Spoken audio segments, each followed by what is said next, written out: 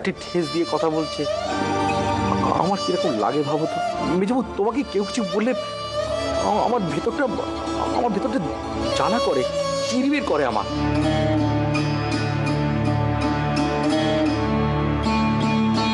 মেজবাবু চলো না উপরে গিয়ে শোবে, ছেলে দুটো আজকে নেই। লেগে যাবে না, ভাঙবে না। আমার উপরে ঘুম আসে না। আমাকে শাস্তি দেওয়া হচ্ছে। তোমাকে শাস্তি দেবো কেন? এই সব কিছুর জন্য তুমি কি আমাকে দোষী ঠাউর করো না? সে কি আমি জানি না? তো তুমি না বলে দিলে তো লেটা চুকে যেত। লেটা তো চুকিয়ে দিলুম। হ্যাঁ গো ঠাকুরজি, আজ যে ভারী তোমাকে খুশি খুশি দেখছি। বড়লোক বেটির গো ভেঙেছে গো। চাপা টেপির একসাথে বিয়ে। আর এই কথাটা না তুমি খালি হাতে শোনাতেলে বেশি।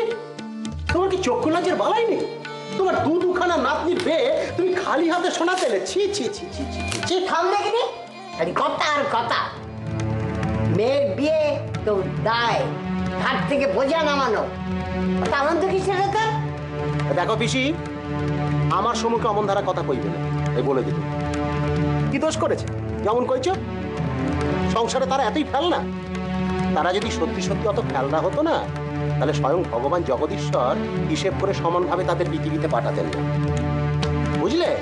এত ছোটকালে বিয়ে। কি ছোটটি আছে? এটা 11 পেরোতে চললো, 9 বলে চালাচ্ছি। আর টিভিটাকে 12 বলে চালাচ্ছি। আসল বয়স তোর 14। জানো তো বউ, ওরা রাজি হতে না হতে মেজ বউ আমার মুখে একবার চুন কালি মাখিয়ে দিল। আবার কি হলো? আর শোনো, রাজু ননদ আর যা এসেছিল মেয়েকে দেখতে। হ্যাঁ, আমি তো রেখে রেখে বয়সটা বলেছি।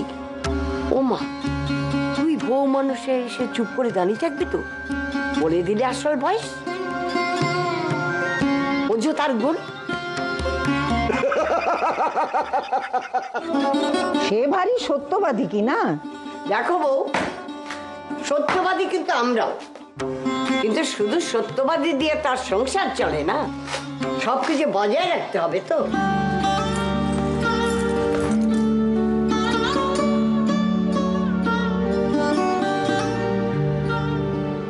হ্যাঁ রে, কি ব্যাপার বলতো? আর একজন মেয়ের মা কোথায় গেল? তার দেখা নেই কেন? মেজদির কথা বলছো? দেখো গে যাও, তার মেজাজ বোধহয় এখনো ঠিক হয়নি। ওমা, সে কি গো, মেজ বৌদি বেতে মত নেই? তুই থাম দেখি।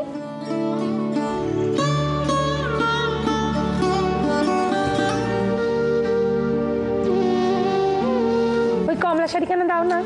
আরে বাবা, ওই লাল শাড়িটা দাও না। কি গো মেয়ের মা, মেয়ের ভালো সম্বন্ধ করেছে বলে কি দেমাকে পা পড়ছে না? নিচে এসো।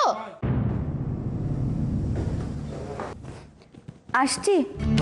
মল্লিকা, নিচে চল না আমার সঙ্গে। আমি কি করতে যাব?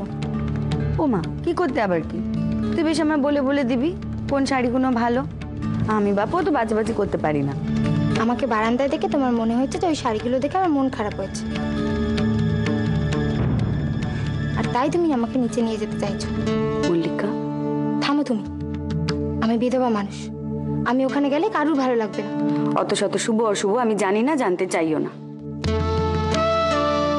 আমি কেবল এটুকু জানি, আমার মেয়ের বিয়ে, আমি যদি তোকে তার জন্য শাড়ি বাছতে বলি তাতে কারোর কিচ্ছু করার থাকতে পারে না, আর তাতে কোনো অশুভও ঘটে না। কি চাও তুমি? আমি নিচে যাই আর সবাই আমাকে চারটে ব্যাকা ব্যাকা কথা শোনা? এ তোকে কি বলবে? আর সে বললেও বা তুই শুনবি কেন? কি করব? তাহলে সবার সঙ্গে ঝগড়া করব? তা তো ভুল কিছু বলে না, ঠিকই তো বলে। বিধবাদের এসবের মধ্যে থাকাটা অকল্যাণ। তুই বিধবা, এটা কি তোর দোষ? হ্যাঁ দোষ, আমার দোষ, আমার কপালের দোষ।